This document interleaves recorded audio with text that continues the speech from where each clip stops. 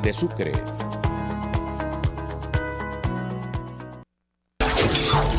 Advertencia. Canal 12 no se hace responsable por los conceptos emitidos en el siguiente espacio. Las opiniones expresadas y los productos promocionados son responsabilidad absoluta del productor del programa.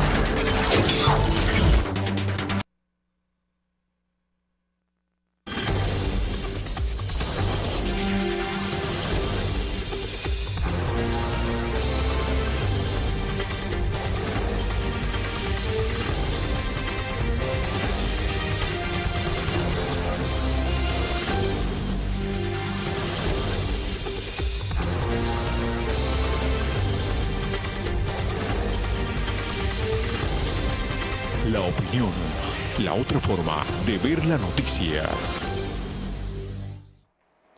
Amables televidentes, tengan todos y todas buen día, feliz sábado 2 de septiembre del año 2017, ya estamos en el 9º mes de este año. Los BRE, septiembre, octubre, noviembre y diciembre, ya incluso salieron las emisoras musicales a promocionar que se acerca diciembre. Bueno, Jaime Vergara es el director, la coordinación de Giselle Vergara, presentación de Mayra Bertel y este amigo Sergio Antonio Berrío. Una mañana nublada completamente sobre la capital del departamento de Sucre, indicador este que viene como ayer un fuerte sol, fuerte calor, insoportable en estos días en Sincelejo, porque obviamente se están formando tormentas tropicales en el Caribe colombiano y esto es las condiciones climatológicas que nos dejan las tormentas. Luego que pasan por el Caribe vendrán los vientos huracanados, el coletazo como se le llama, con fuertes precipitaciones pluviales. Mayra, buenos días. Muy buenos días, Sergio, muy buenos días a todos a nuestros televidentes. Sí, señor, acaba de pasar el mes de agosto, el mes de las cometas, aunque mañana se va a celebrar el Festival del Barrilete aquí en la ciudad de Sincelejo. Y ayer, 1 de septiembre, fue en La Gallera. ¿Fue en La Gallera? Festival del Barrilete también en La Gallera para despedir el mes de agosto. Bueno, rápidamente echemos un vistazo antes de presentar a nuestro invitado. Hoy ustedes, amables televidentes, pueden participar a través del 276-50, 276-50-28, 276-50-28. Exprésenos sus opiniones, lo que está ocurriendo, lo que pasa en su barrio, lo que pasa en su comuna, en la comunidad.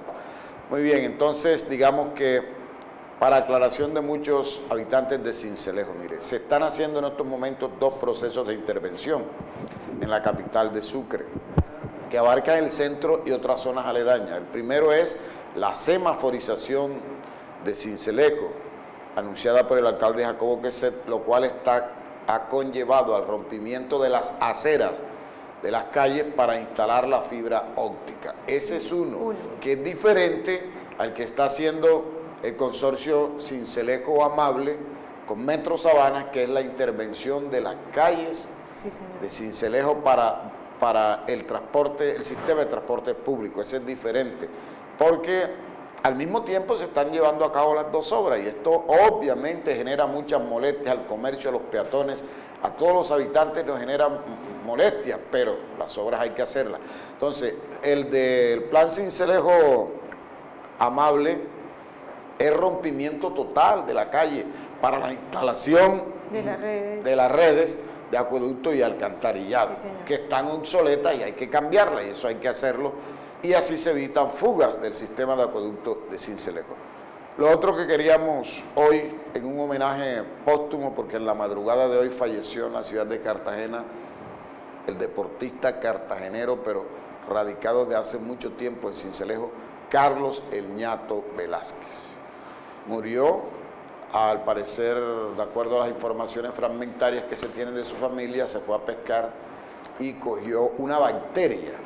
Lo llevaron a la Clínica General del Caribe en la ciudad de Cartagena, bueno, y se complicó bastante, le dieron paro cardiorrespiratorio y finalmente en la madrugada de hoy murió Carlos El Ñato Velázquez, que fue deportista, beisbolista profesional, representó a Bolívar en aquellos campeonatos nacionales fuertes que se hacían, después en el profesionalismo con indios de la ciudad de Cartagena, con Torices de Cartagena, finalmente vino a recalar en Sincelejo con el equipo Rancheros de Sucre, fue técnico, coach del equipo actualmente profesional Toros de Sucre, y en Sincelejo vivía en el barrio 20 de Julio, dejó un hijo cincelejano, lleva su mismo nombre, beisbolista también, que en estos momentos está en Cartagena. Coincidió la estadía de su hijo, Carlitos, con la enfermedad de su padre en Cartagena, jugando béisbol semiprofesional. Entonces, Velázquez últimamente compartió mucho con nosotros. De hecho, en la primera elección popular de alcaldes, cuando Salustiano Rebollo Lamadrid fue alcalde elegido en San Onofre, en compañía de Virgilio Medrano, lo llevamos como técnico de entrenamientos de jóvenes beisbolistas en San Onofre. Allá duró unos 4 o 5 años en San Onofre. Carlos Velázquez jugaba últimamente softball plus 60 en Las Tamboras.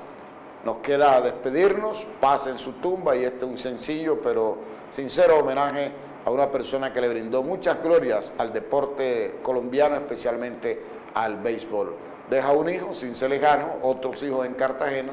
El hijo cincelejano está siguiendo sus pasos y va muy bien por el deporte del béisbol. Ahora sí, vamos a presentar a nuestro invitado. Él es el sociólogo, historiador, profesor universitario Edgardo Támara Gómez, ex aspirante a la alcaldía también de Sincelejo, con quien, bueno, trataremos de desmadejar,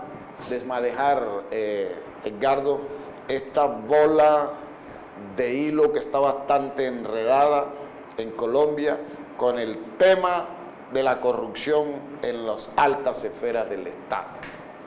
Porque hasta el mismo Procurador General de la Nación, Fernando Carrillo, en un discurso de instalación en una universidad, creo que fue de los Andes, dijo que la montaña de la FARC no nos dejaba ver la verdadera dimensión de la corrupción en Colombia. Gracias por acompañarnos, Edgardo, y buen día. Gracias a ustedes. Pues sí, eso es milimétricamente cierto, y era lo que se esperaba, de que un problema tan grave también como la existencia de la FARC en la lucha armada que ellos desarrollaban con sus muertos y sus tragedias, no dejaba ver el bosque y las particularidades de la corrupción, las dimensiones de la corrupción. Hoy que ya no tenemos ese mico arriba, podemos con más detenimiento y con más concentración darnos cuenta no solo del tamaño de la corrupción, sino específicamente de la forma de la corrupción, porque no hay una sola forma. Entonces, ojalá que profundicemos eso y podamos reaccionar, que es lo más importante. Profe, ¿usted por qué considera que hay tanta corrupción en Colombia? Bueno, es un proceso que se fue formando lentamente. Yo pienso que la primera fase en que se apodera la corrupción en Colombia es el nacimiento del turbayismo, que corresponde a la formación aquí del departamento de Sucre, pero al mismo tiempo está agenciado del narcotráfico. El narcotráfico también funcionó como un deterioro de la moral pública. Y claro, lo que está detrás de la corrupción es eso, una moral pública en la cual las altas esferas gubernamentales, pero además incluso las privadas, han caído en un criterio de que todo se puede, y que el dinero público e incluso el privado se puede rápidamente pasar a los bolsillos privados. Hay voces en Colombia que señalan, que las leyes en Colombia y la misma Constitución están hechas precisamente para eso, para hacer de Colombia un Estado corrupto. Bueno, yo pienso que tienen bastante razón.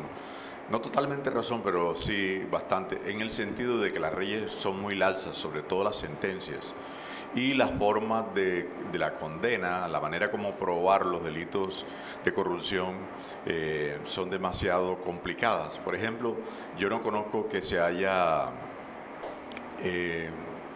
condenado a alguien por enriquecimiento ilícito. Existe el delito, pero nadie se condena, y a veces es obvio que existe ese fenómeno por el engrandecimiento de la fortuna. Si tú no tienes otro negocio, sino que básicamente tus ingresos como empleado, y de pronto comienzas a subir demasiado tu fortuna, podría hacerse un arqueo de la fortuna y darse cuenta de que evidentemente la única explicación que hay allí es el enriquecimiento ilícito.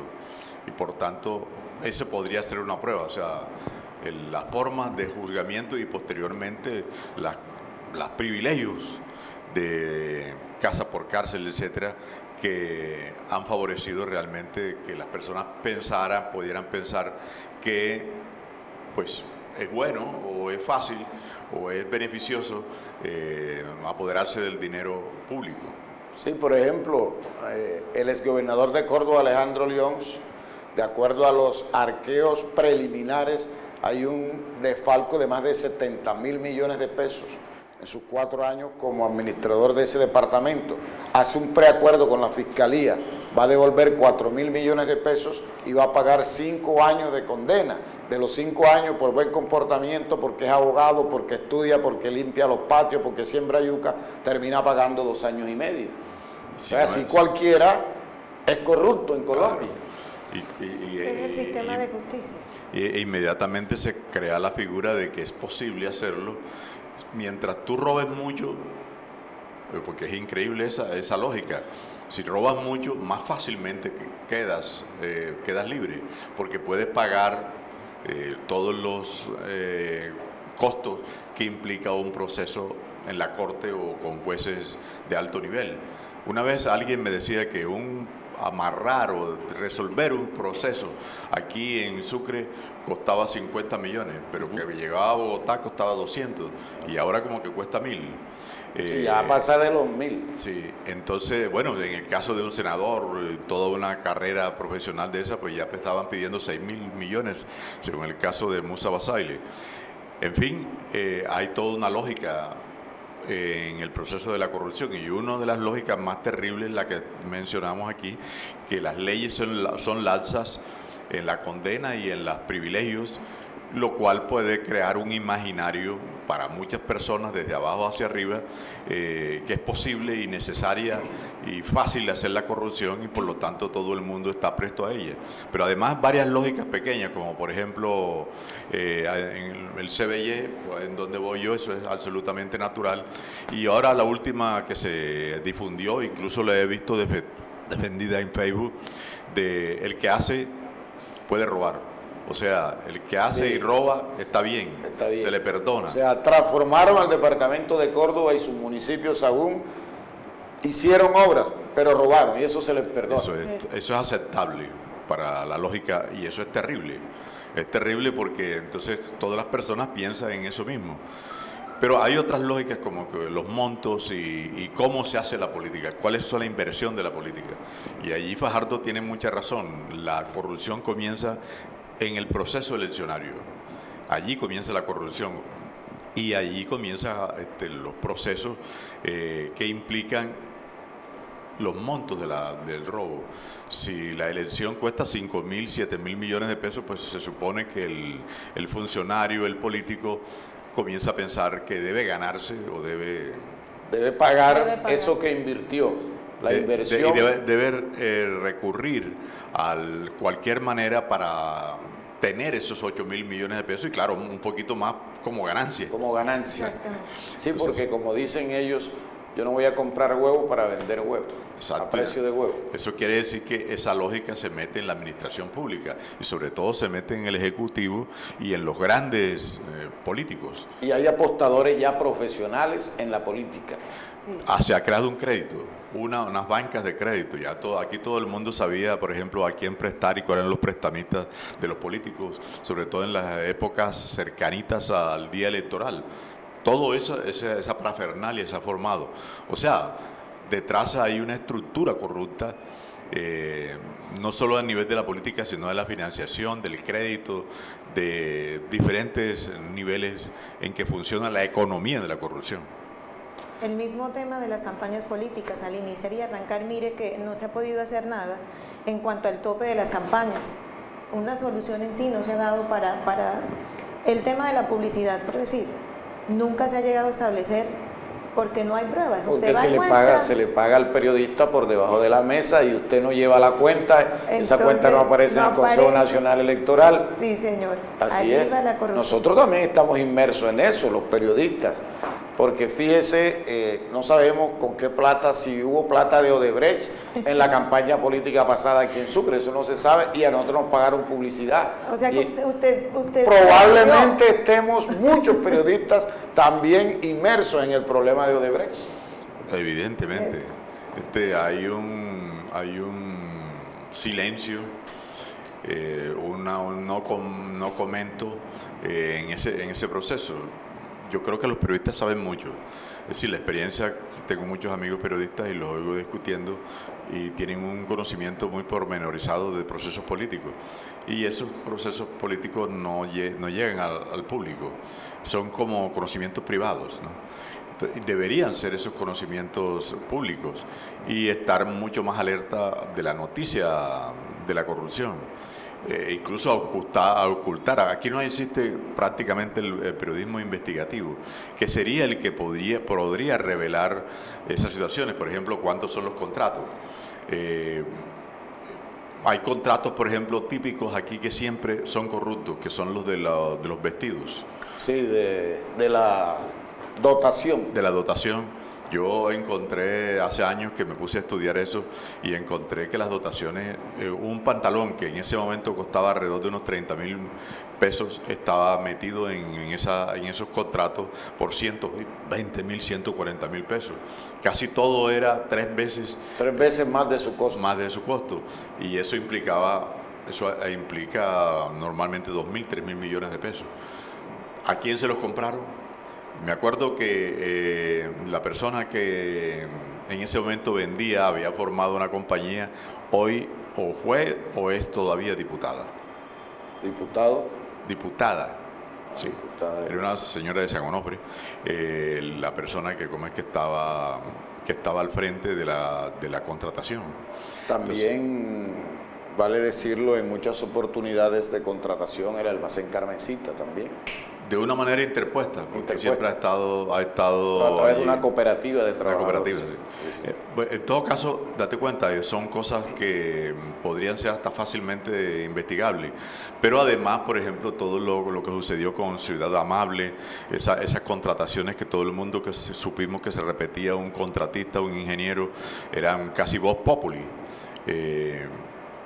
Y tampoco se hizo el seguimiento de esas noticias, pues, en el plano del periodismo, pero además del plano común y corriente que las personas en la calle tienen información sobre lo que está pasando.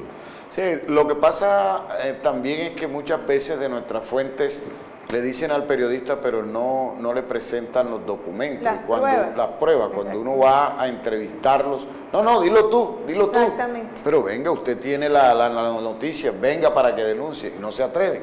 ¿Por qué no se atreven? Porque cuando ese ciudadano denuncia o la instaura físicamente en uno de los organismos de control, antes de que él salga del despacho donde está haciendo la denuncia, ya el acusado sabe quién lo denunció, sí, dónde vive, su teléfono y todo eso. Así es. Entonces, es toda una correlación mafiosa. Por eso es que la entrada de la corrupción, el dominio de la corrupción se establece en la época de los paramilitares. En esa época, pues nada del mundo, los que medio hablábamos, estábamos huyendo, pues nos habíamos tenido que trasladar aquí era un lugar de muerte segura, y entonces había todas las posibilidades de amedrantar a la población, que ese es el otro elemento. El amedrantamiento por un lado, pero además la conciencia culpable de la gente al quedarse callada o no dar la información, podía dar los datos o encontrar los documentos. Es decir, es todo un sistema, no es pero sí hubo muchas personas que llegaron hasta donde Gustavo Petro y le informaron y presentaron pruebas y fue que se hizo la denuncia en el Senado de la República. Sí, las cosas estaban tan difíciles que se volvió como clandestino la manera de llegar, de trasladar esa información a sitios en donde era seguro la información, a que se trasladara la información. Vamos entonces con nuestros televidentes. Estamos en La Opinión. Buenos días. Buenos días. Sí, buenos días. Sí, señor. Se identifica, por favor, y adelante con su opinión. ¿Aló? Estamos escuchándolo. Adelante. ¿Aló? Sí, buenos días. Buenos días. Adelante. Buenos días. Adelante, adelante, lo escuchamos. Parece que no tiene el TV prendido. Señor, mire, yo les quiero pedir el favor, ya que ustedes tienen ese programa tan importante, aunque la gente pues no les pare bola a la corrupción, ustedes también deben meterse por el lado de la empresa privada. Porque es que en las empresas privadas, por ejemplo, en los colegios, en las universidades, están, mejor dicho, aguantando al alumno, es decir, no aprobándole las cuestiones, los exámenes ni los preparatorios, con el fin de que la persona tenga que repetir esos preparatorios o esos exámenes para tener que consignar otra vez otro valor igual al que consignó la primera vez. Entonces yo me reservo en nombre de las universidades, pero ustedes investiguen como periodistas, que se les agradecerá, porque de pronto no se atreven de denunciar porque van a tomar represalias contra ellos. Pero entonces ustedes, por favor, háganlo, métanse por ahí, y yo les doy esa lucecita, que eso está sucediendo. Bueno, ojalá nos den para poderle cobrar más. Vamos a hacer una cosa, internamente con Carlos Paternina lo va a atender internamente y le da el nombre de la universidad para nosotros después, como periodistas, tratar de llevar a cabo la investigación. Y aquí el profesor universitario, casualmente, Edgardo Támara, se da eso que acaba de denunciar el televidente en las universidades. Bueno, siempre se ha dicho de los fenómenos de corrupción en las universidades. La cosa es concretarlo. La Contraloría ha hecho un esfuerzo tremendo por captar la cosa en la Universidad de Sucre. Creo que no han llegado a resultados específicos. Bueno, al fin y al cabo debe haber especialistas en eso. Hay especialistas. Yo me acuerdo que en alguna de estas alcaldías últimas tuve información de los procesos de contratación y se me decía que habían abogados especializados de Bogotá que venían a asesorar los contratos de una manera muy fina. O sea, se ha creado casi que una abogacía administrativa específicamente de las leyes de contratación para hacerle un círculo de seguridad a los contratos, a pesar de que pues, fuera el mismo. Sobre el caso de los privados también es cierto.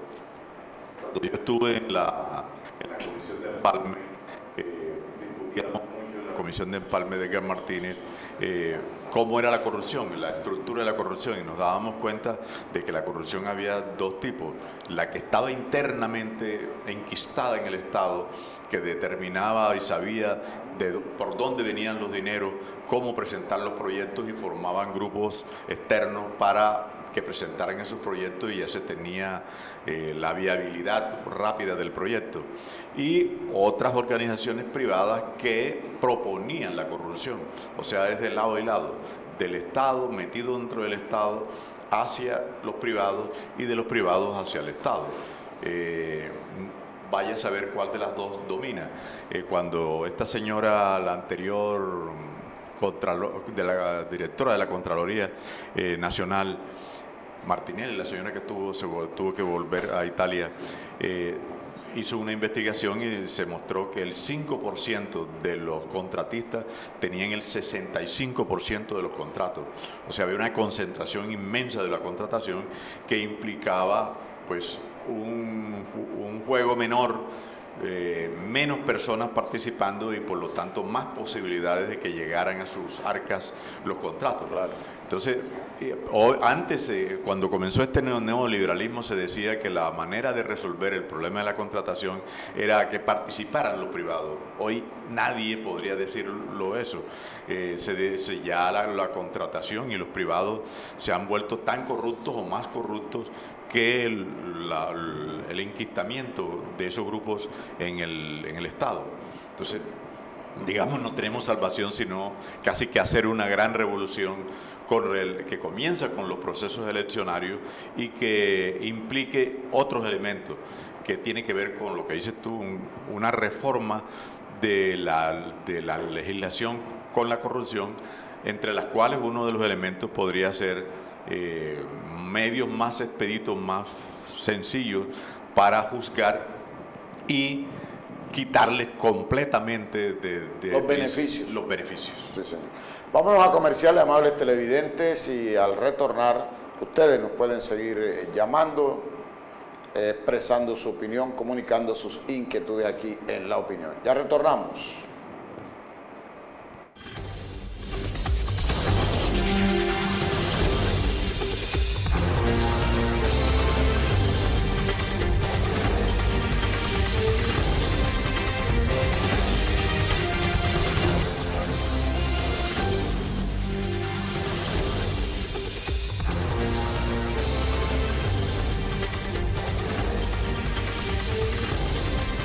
La opinión. La Secretaría del Interior, Cultura y Convivencia Ciudadana invita a la ciudadanía cincelejana a respetar el espacio público de la ciudad. Recuerde, este es de todos nosotros. El Fondo Rotatorio Municipal de Valorización de Sincelejo, FONVAS, tiene un alto compromiso en vías de desarrollo en el municipio de Sincelejo, con la construcción de pavimento asfáltico en 9 vías urbanas del municipio del departamento de Sucre en el 2016, Barrio El Bosque, La Palma, Pioneros, San Luis. La construcción de losas de pavimento rígido en la carretera 19 entre calles 7 y 8 del barrio Versalles del municipio de Sincelejo, departamento de Sucre. FONVAS, estamos cumpliendo. Haz parte de la tienda de ropa más exclusiva, Divox Jeans. Sí, Los Ángeles Moda se unió a Divox Jeans, unidos como tú querías. Ahora, más moda, más glamour y más exclusividad. Ven y aprovecha nuestros grandes descuentos que aplican para plan Separe hasta 3 meses. Divox Jeans. Estamos ubicados en la carrera 20, principal por Sincelejo. Hermano, porque la gente está preguntando que dónde se consigue el CD en la costa. En Sincelejo. Llévalo por solo 20,000 pesos o totalmente gratis comprando en Divox Jeans, la tienda de ropa de los artistas. Hay situaciones en las que prefieres no salir. Por eso en Drogas Medellín pensamos en ti. Recibir tus medicamentos en la puerta de tu casa es así de fácil. Solo tienes que marcar al 274-3848 y listo.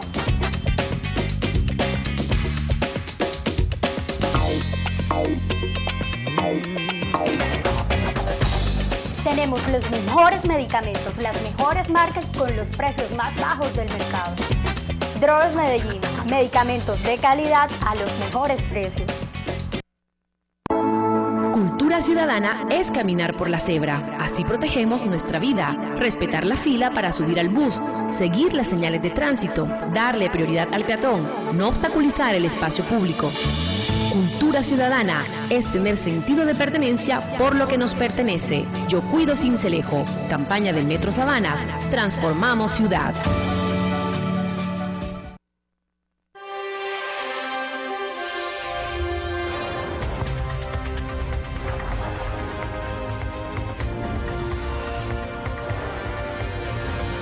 La voz de los barrios. Ustedes no están solos, ustedes cuentan con la opinión.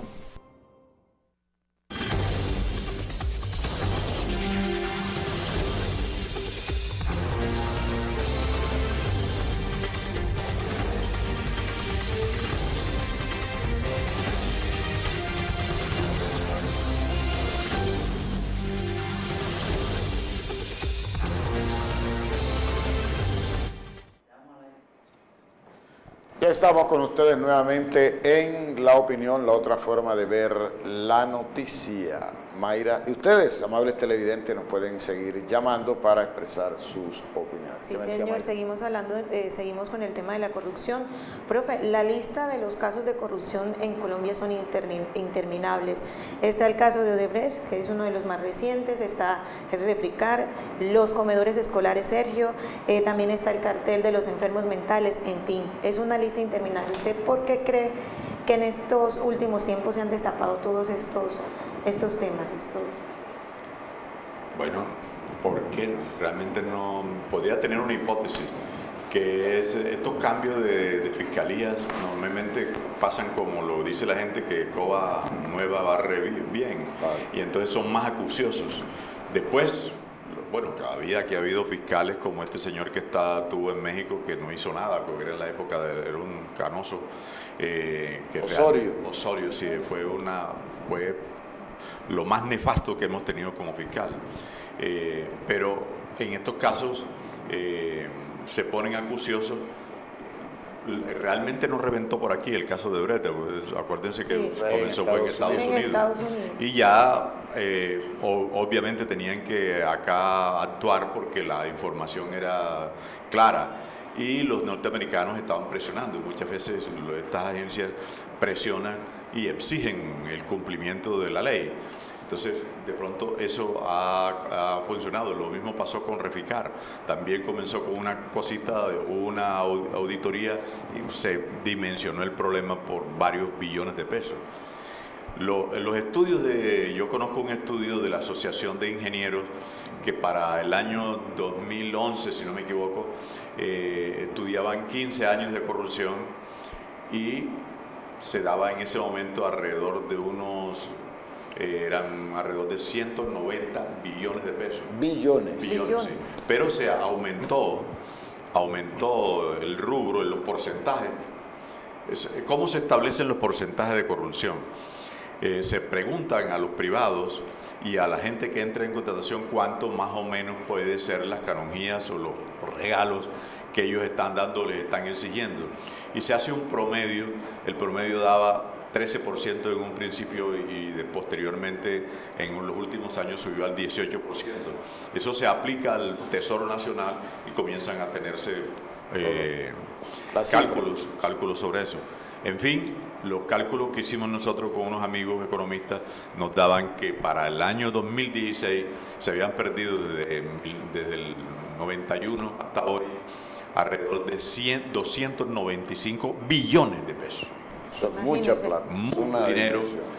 Por decir algunos cálculos que comenzamos nosotros como para que la gente se diera cuenta de las dimensiones. Con eso se hubieran podido pagar 3.000 becas de doctorado en el exterior.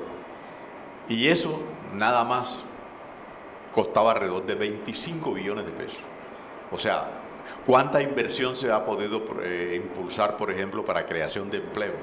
Perfectamente se han podido financiar alrededor de unas 5.000 empresas, prestándole de a 5.000 millones de pesos, lo cual hubiera dado un salto adelante de la economía del país. Es decir, cuando uno comienza a hacer esos ejercicios, se da cuenta de que realmente esos 295 billones de pesos eran el desarrollo de nosotros.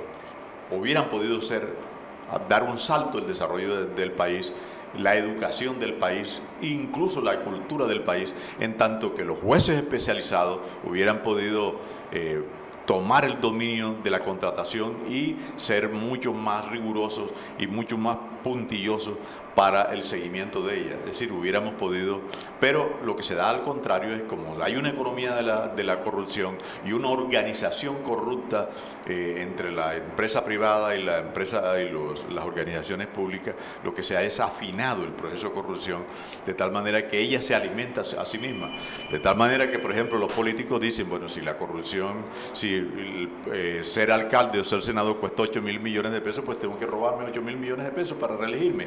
Pero si quiero ser más importante porque quiero sacar mayor votación, ya no 50.000, sino 180.000, pues se necesita más dinero. Entonces se eleva la cresta de los estipendios de los cuales tienen que apoderarse, y eso es lo que pasa. Entonces se buscan los recursos públicos, se crea una red dentro de las instituciones públicas, se colocan en sitios específicos por donde circula el dinero público y allí ponen sus testaferros. Resultado, ya saben que van a entrar 18.000, 25.000 millones de pesos, restan lo que van a gastar, aumentan su poder frente al Estado, y eso es lo que realmente nos ha llevado a lo que... Pero es que muchas veces incluso no invierten. Usted dice, restan lo que van a gastar, es que muchas veces ni siquiera invierten el porcentaje que deben invertir en los programas, en los proyectos. Es que allí entonces comienzan a calcular que...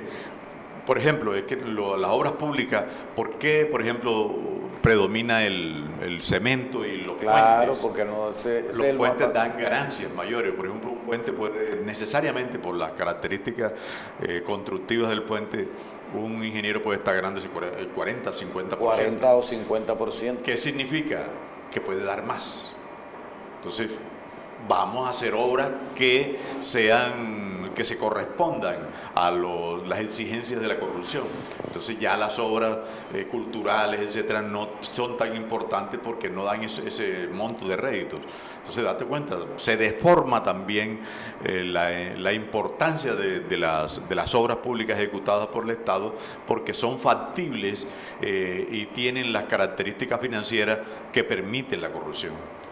Sergio, en el caso del Ñoño Elías, que es un caso que en Sagún es evidente de todas las obras que se han realizado, en ese caso, ¿usted qué opina, doctor? El más cemento, lo que más dice, cemento. Mercado público, terminal de transporte, las calles todas pavimentadas y una bicirruta que va de Sagún casi hasta La Ye. Sí, señor.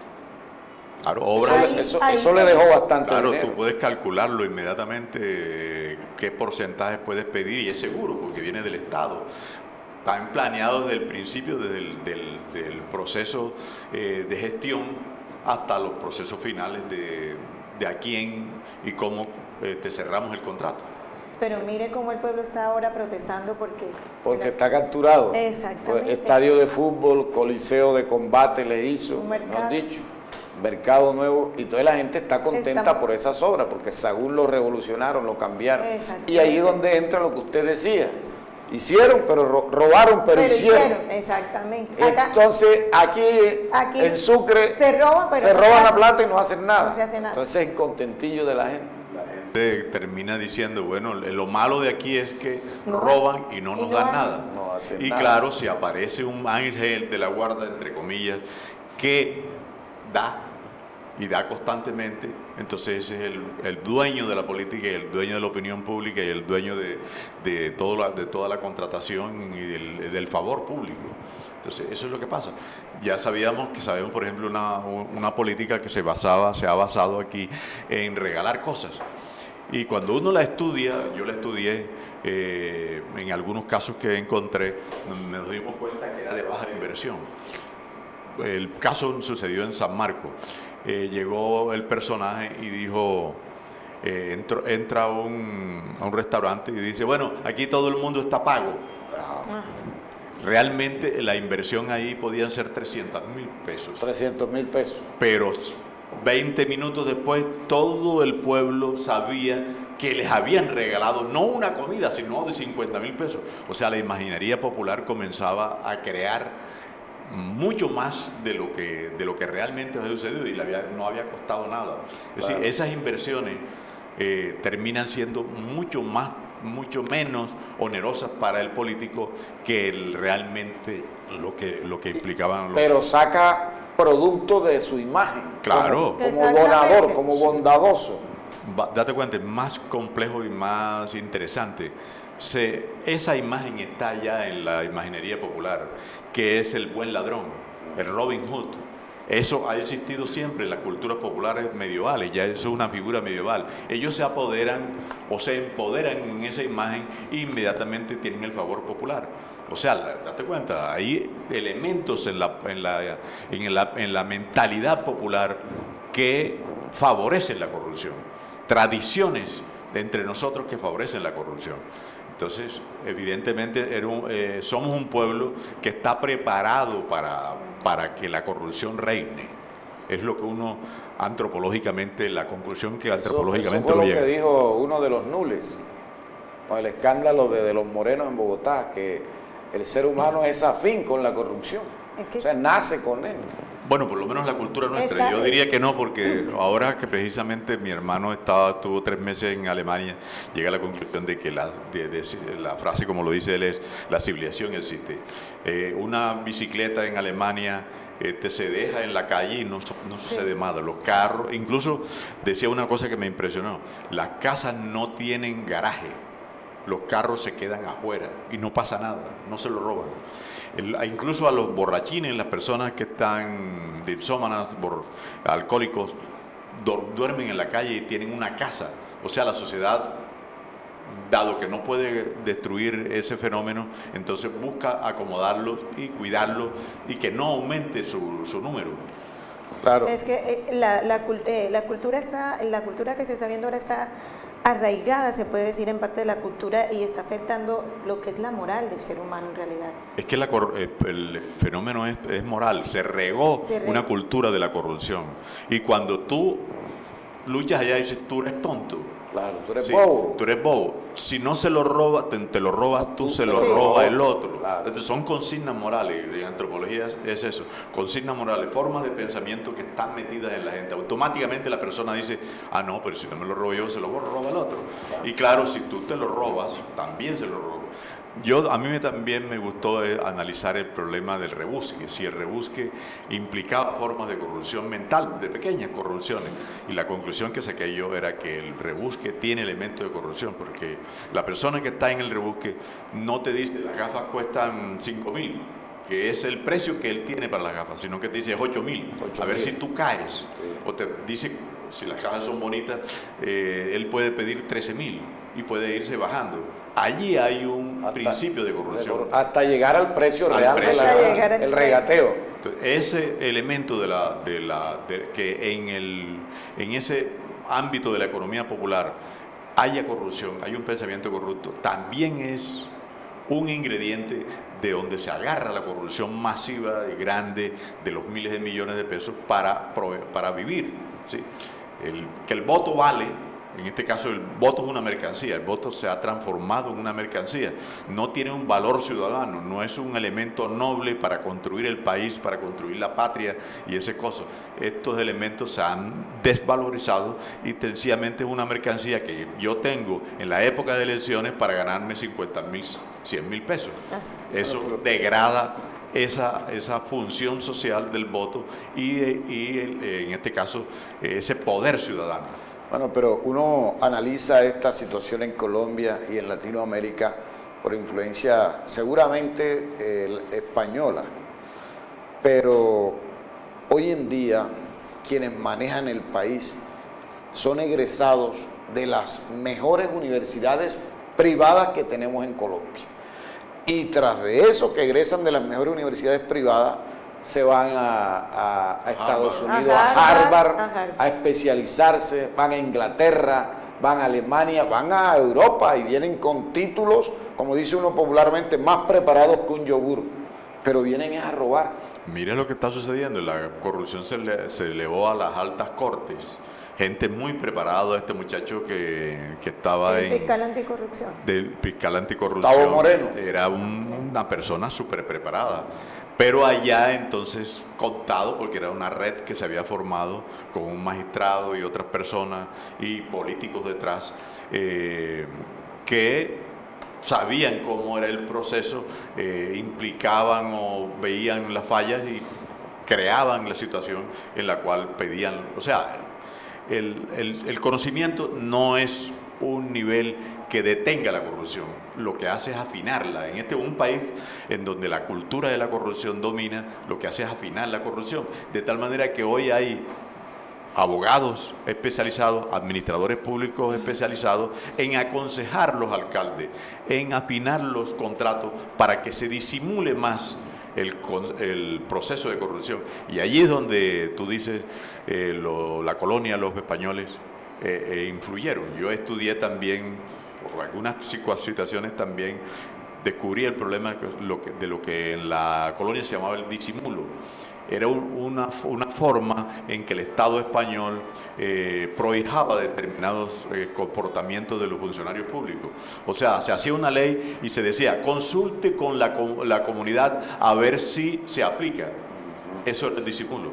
Entonces se disimulaba la ley, no se aplicaba la ley si había un convenio con los encomenderos o con los alguaciles o con el gobierno colonial. Ese elemento, claro, era aprendizaje de la corrupción antigua colonial de los españoles. Eso era la ley del disimulo. En ese caso. Y también los españoles, cuando los criollos les aceptaban las situaciones, Entonces descargaban todos los impuestos sobre el pueblo, sobre los hacendados, pero los notables criollos se les perdonaban esos impuestos. La audiencia.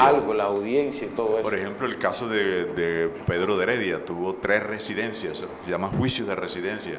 El primero fue básicamente un señor que tenía un problema personal con Pedro de Heredia y se hace nombrar a juez de residencia. El juez de residencia podía tomar la gobernación, destituye a Pedro de Heredia y comienza un proceso de buscar el oro del Cenú. Él termina huyendo hacia Antioquia y es capturado en Cali.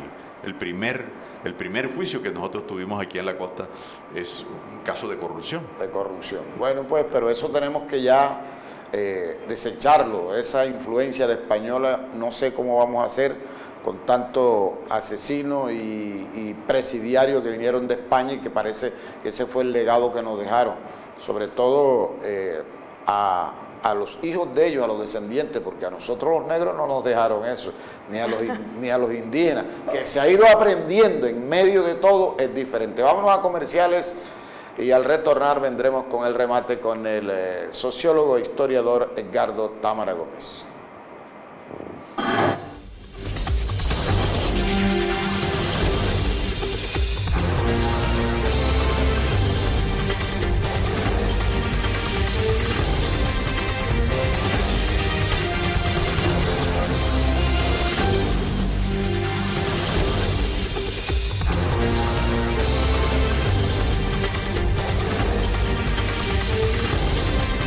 La opinión, la otra forma de ver la noticia.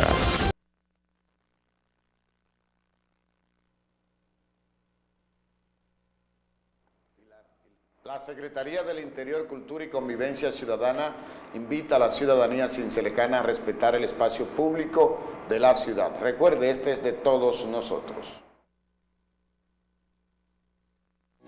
El Fondo Rotatorio Municipal de Valorización de Sincelejo, FOMVAS, tiene un alto compromiso en vías de desarrollo en el municipio de Sincelejo, con la construcción de pavimento asfáltico en 9 vías urbanas del municipio del departamento de Sucre en el 2016, Barrio El Bosque, La Palma, Pioneros, San Luis. La construcción de losas de pavimento rígido en la carretera 19 entre calles 7 y 8 del barrio Versalles del municipio de Sincelejo, departamento de Sucre. FOMVAS, estamos cumpliendo. Haz parte de la tienda de ropa más exclusiva, Divox Jeans. Sí, Los Ángeles Moda se unió a Divox Jeans, unidos como tú querías. Ahora, más moda, más glamour y más exclusividad. Ven y aprovecha nuestros grandes descuentos que aplican para plan Separe hasta 3 meses. Divox Jeans, estamos ubicados en la carrera 20, principal por Sincelejo. Hermano, porque la gente está preguntando que dónde se consigue el CD en la costa. ¡En Sincelejo! Llévalo por solo 20,000 pesos o totalmente gratis comprando en Divox Jeans, la tienda de ropa de los artistas. Hay situaciones en las que prefieres no salir. Por eso en Drogas Medellín pensamos en ti. Recibir tus medicamentos en la puerta de tu casa es así de fácil. Solo tienes que marcar al 274-3848 y listo.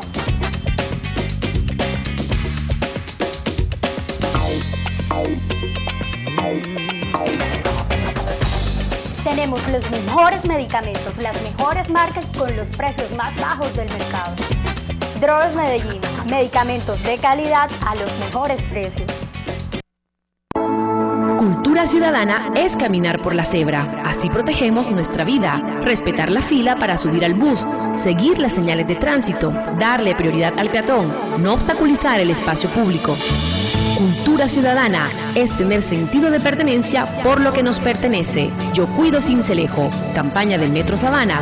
Transformamos ciudad.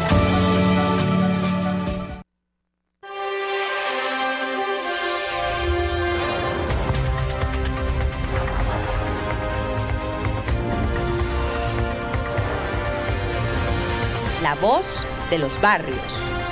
Ustedes no están solos, ustedes cuentan con la opinión.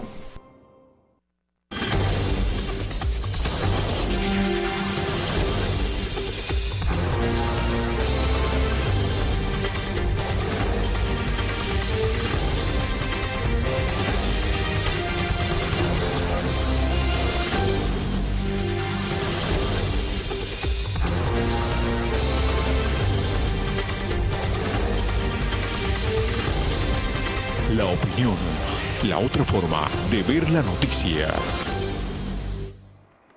Bueno, vamos a los dos últimos temas rápidamente, compendiándolos, profesor Edgardo Támara Gómez. Mayra, ¿tenías uno? Sí, señor. Profe, posibles soluciones para combatir la corrupción. Yo pienso que el principal problema, la primera principal solución es un cambio de leyes, pero antes del cambio de las leyes que permitan procesos rápidos y sin beneficios, o sea, condenas sin beneficio, está el cambio de la actitud, porque vamos a tener la oportunidad de elegir presidente y dignatarios del Congreso y la Cámara, y allí la opinión pública tiene que hacerse sentir, porque es posible, en el Congreso, en casi todos los partidos, hay gente por quien votar, y por el otro lado, en la presidencia, sin lugar a escoger una persona por encima de toda sospecha. Así tenemos que ser de radicales, por encima de todas las sospechas, pero si que hay una persona con un partido que ha sido casi que el emblema de la corrupción, pues evidentemente ese no es, ¿sí? Es decir, hay candidatos o tendencias que no nos garantizan que realmente tengan la rectitud, los pantalones para enfrentar a un monstruo tan grande como la corrupción. O sea, usted está diciendo 8 años del Centro Democrático, corrupción, todavía hay funcionarios de la época de Álvaro Uribe huyendo del país, huyendo de la justicia, y 8 años de Santos, todo lo que se ha destapado. Nada con Uribe ni nada con los candidatos de Santos. Sin lugar a dudas. Totalmente cambiar. Solamente la invitación suya es de que tomemos conciencia los ciudadanos. Sí, y que nos pongamos las pilas para buscar candidatos, impulsar candidatos, nuevas perspectivas y personas que garanticen eso. Ya yo veo dos candidatos que pueden garantizarlo. La lucha ciega, absolutamente valorosa de Petro, y la inteligencia, también el valor de Fajardo. Son dos buenos candidatos en el caso de la presidencia, pero en el Senado hay muchos. No, sí. pero para la presidencia hay 26 precandidatos que van a recoger firmas. ¿Cómo lo dice usted eso? Mira, la desconfianza absoluta de los partidos. Los partidos están completamente sin ninguna credibilidad. Hasta Germán Vargallera, que tiene un partido, no tiene partido, que es el dueño del partido, se sale de él. Se sale. Para hacer una mampara, para hacer una mascarada. Realmente la única explicación es esa, porque si yo tuviera un partido, pues votaría por mi partido, iría por mi partido, no me pondría a complicarme la vida. Sin lugar a dudas es porque ese partido está tan untado, representa tanto lo mismo de lo mismo, que el tipo trata de buscar otra cara o otro fondo de la fotografía para prohijar lo mismo, porque hasta ahora no hemos visto que haya cambiado su paso, sus propuestas y su manera de hacer la política. Pero eso dentro de la política también hay que cambiarlo, porque por ejemplo yo como ciudadano puedo firmarle a los 26 que están recogiendo firmas y son válidas las firmas. Así es. Eso no puede ser tampoco. No hay contradicción en firmar uno y firmar el otro, porque él lo que está dando es la posibilidad de que el tipo se presente por firma. Bueno, pues terminamos entonces, Mayra. Sí, señor, terminamos, se nos acabó el tiempo. Hoy no tiene usted trabajo social allá en el Cortijo. No, el próximo fin de semana hay trabajo. Yo me encontré con la comisaria. Sí, señor. Allá en el desarme de los jóvenes de la Gran Colombia, una gran labor de esa mujer en la Policía Nacional. Señor, así como hay buenos policías, también hay sus manzanas podridas. Terminamos. Con Jaime Vergara en la dirección, Giselle Vergara en la coordinación, presentación Mayra Bertelli, Sergio Antonio Berrío. Hoy nos acompañó el sociólogo e historiador Edgardo Támara Gómez. Feliz fin de semana.